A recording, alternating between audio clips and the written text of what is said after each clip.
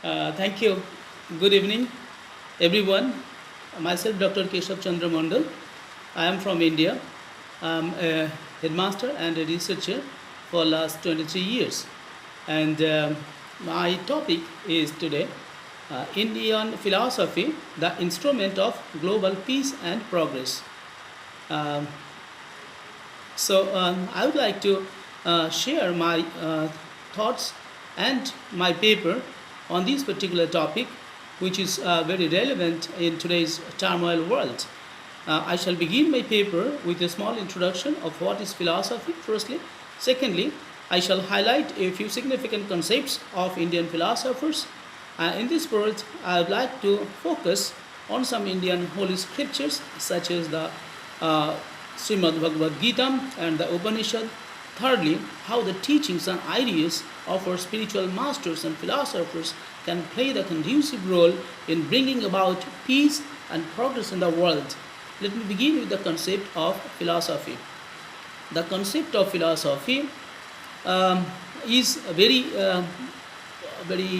relevant nowadays in the turmoil or in the problematic world. The world is now suffering from various ailments.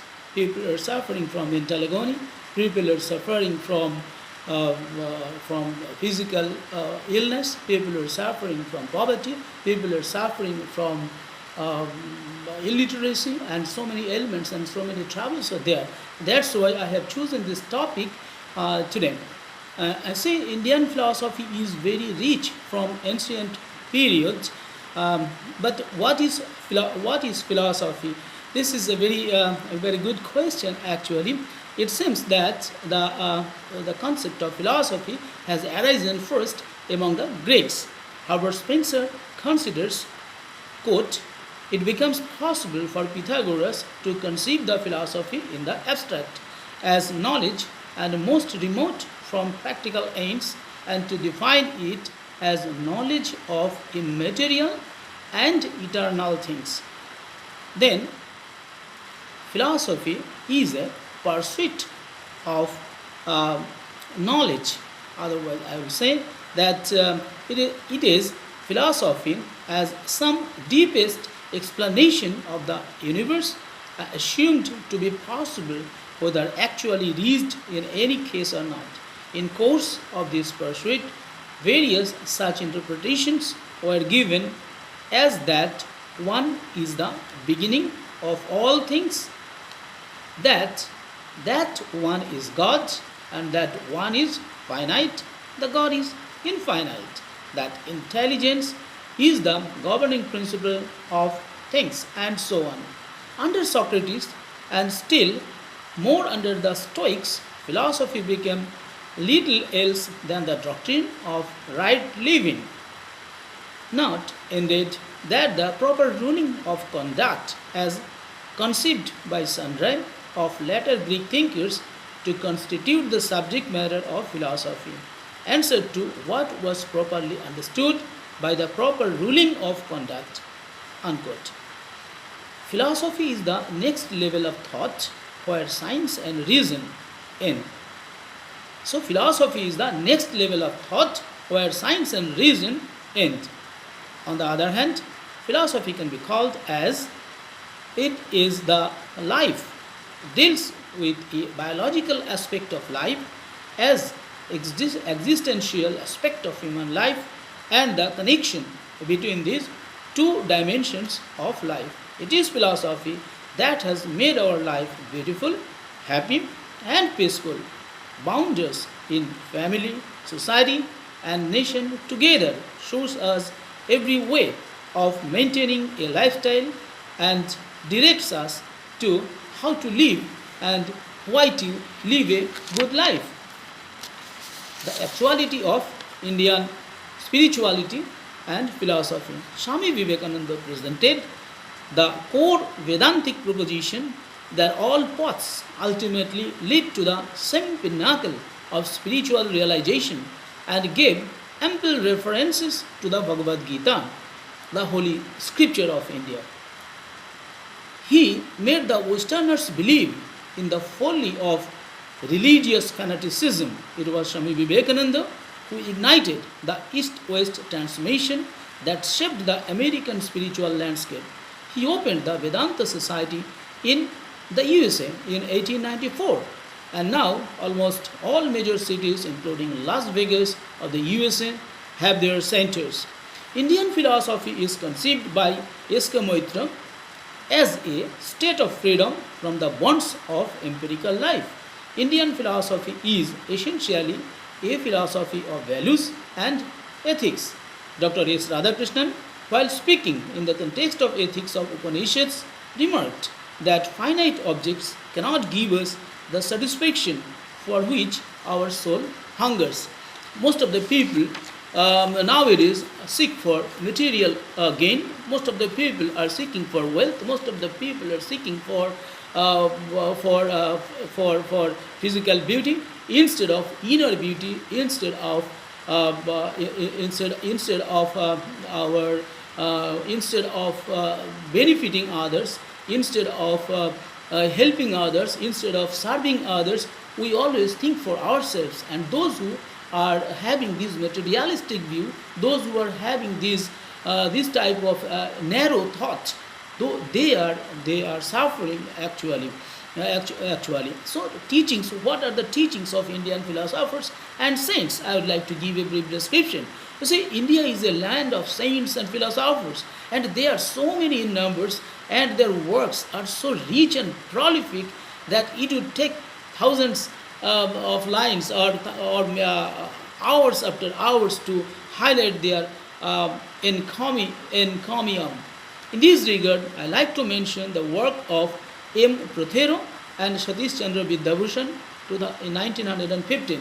The authors highlighted in their book entitled History of India down the end of the reign of Queen Victoria, quote, the Hindus in all ages have been philosophical thinkers, and the essence of Sanskrit philosophy is deducible from the Vedas, especially the Upanishads. The Hindus entered this world as a stranger. All his thoughts are directed to another world.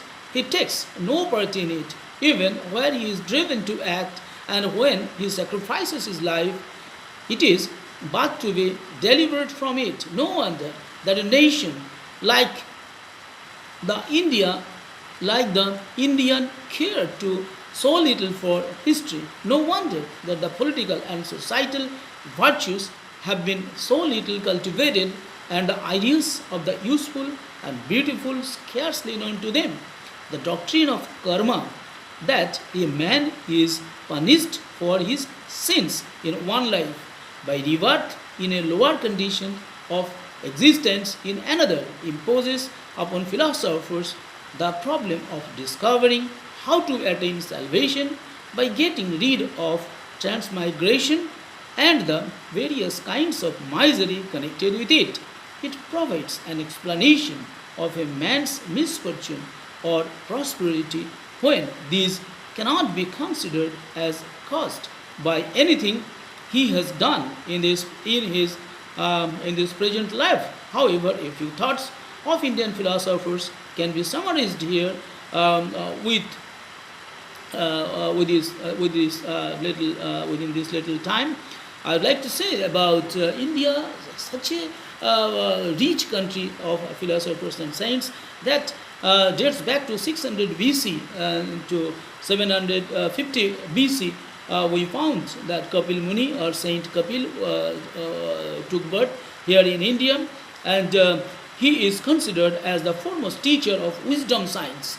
Swami Prabhupada says, when one is self-realized, he becomes happy and free from influence of material nature. So when one is free from when one realized himself, Indian philosophy talks about self-realization. It is said that who you are actually, why you are here, and what are your works here. So when one understands this hard reality, then there is development of inner self, and when one is awakened with inner knowledge, then definitely he becomes purer, more purer, and he works towards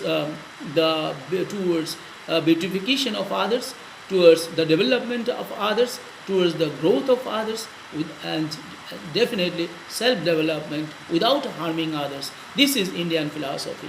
And you see, here itself, Indian philosophy says about sufferings and salvation. You see, every person in this world is suffering in one way or another. There are three types of suffering. This is the eternal truth. See, there are three types of suffering in the material world, such as, according to Indian philosophy, it says Adhyatmikam, Adibhautikam, and Adidevikam. Adhyatmika refers to the body and mind. People are suffering from bodily pain and mental agony. Headache, heart attack, cancer, and back pain are some bodily pains. On the other hand, dejection by someone, harsh words by office colleagues, and the non-availability of a car or jewelry create mental agony. There are other forms of suffering called adibhautikam, which are suffering imposed by other living entities. Apart from these two, there are sufferings called adibhautikam, adidevikam, over which we have no control at all. These are caused by demigods or acts of nature and include famine, drought, flood, tornado, earthquake, fire, etc. Under the spell of Maya, many of us thinking that our position is well and we are happy to enjoy worldly material. But this life is full of miseries and pains. There is no actual and eternal peace and happiness. Only a sadhu, that is a person who has left his family, who has left all his desires of materialistic life, is a tolerant person, and he is not a general person. He knows that he is not the body. He sacrifices himself at the feet of Lord Krishna, or maybe at the feet of Lord, at the feet of God. And a materialistic always suffers more than a sadhu or a devoted person. So this is Indian philosophy. Indian philosopher, and a great saint, Lord Buddha, he has given a very good, very good idea. We know about his Tripitaka, but his four noble truths. This is also another great thing, another great teaching for people all over the world. He said, what are the four noble truths? These are, he said, that there is suffering in the world. There is suffering in the world. Number two, there is the origination of the suffering. So if there is suffering, there is definitely origination of the suffering. Number three, there is cessation of suffering. So if there is origin of suffering, then there must be cessation of suffering. But number four, there is a path to cessation of suffering. So you have to know the path actually, how we can overcome these sufferings, or how we can avoid suffering in our life. These are the hard realities of life. The world is full of suffering. There are varieties of sufferings. However, suffering is understood to mean not here pain, but existential suffering, the sort of frustration, alienation, and despair that arise out of our experience, of transitoriness. Every adult human being has faced or will go through suffering. May it be physical, mental, economic losses, health, or non-availability of their desired goods and persons. And you see how rich and how good is Buddhist philosophy. Like this, in this way, there are so many philosophers and our spiritual masters. Our spiritual masters taught us how to live in this volatile world. And teachings on philosophy of Swami Vivekananda, I would like to speak a few words about Swami Vivekananda's Vedanta concept. Swami Vivekananda propagated the essence of Hinduism was best expressed in Adi Shankara's Advaita Vedanta philosophy. Nevertheless, following Ramakrishna, and in contrast to Advaita Vedanta, Swami Vivekananda believed that the absolute is both immanent and transcendent. He felt that each soul was potentially divine. The goal is to manifest the divinity within by controlling nature, external and internal. Do this either by work or worship or mental discipline or philosophy, by one or more or all of this, and be free. This is the whole of religion. Doctrines, dogmas, rituals, books, temples, or forms are but secondary details. He also said, blessedness, eternal peace arising from perfect freedom is the highest concept of religion, underlying all the ideas of God in Vedanta, absolute free existence, not bound by anything, no change, no nature, nothing that can produce a change in him. The same freedom is new. Yes, yes. Yeah. I'm just concluding. I will not take much time because I know that there is constraint in timing. But I would like to say, there are people in the world who are not abiding by philosophy or not respecting or not abiding by principles of philosophers or spirituality.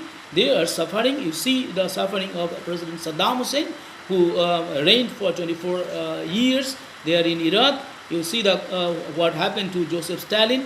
You all know what happened to other people. You know the General Dyer in India. What his problem? He suffered in his latter age. Lastly, I would say the cause and consequences of bad karma. You see, there is one Sanskrit sloka. Please, madam, give me 2 minutes time. Sangat sanjayate kamah kamat kradha vijayate pradat bhavati shammoha shammohat sriti vibhrama sriti bhramshat buddhinashat pranashati. I am not explaining here, but consequences of bad karma is there. You see, if one does any bad work, if one hurts other, if one steals, if one does some illegal or criminal activities, definitely he or she will have to suffer in this life itself. That's why Indian spirituality, Indian philosophy says that you respect your neighbor, you respect your parents, you respect your teachers, you respect your friends, you respect all the people, particularly the downtrodden people, particularly the women, particularly the disadvantaged of the society. So in this way, there can be peace, there can be prosperity, and there can be advancement, or there can be holistic development in India. I would like to say one word, one concept of Swaminarayan sect. They say that one should follow Ghar Sabha. Ghar Sabha means home meeting at least once in a week. If we sit together and if we praise each other, then there will be good trust, there will be good feeling among each other. When the family members will be happy, then the family will be definitely happier. When the family will be happier, they will get more time and inspired to do more work for themselves. And when the family will be developed, definitely the society will be developed, the nation will be developed. In this way, there will be holistic development in the world. With these few words, I would like to close here. Thank you very much.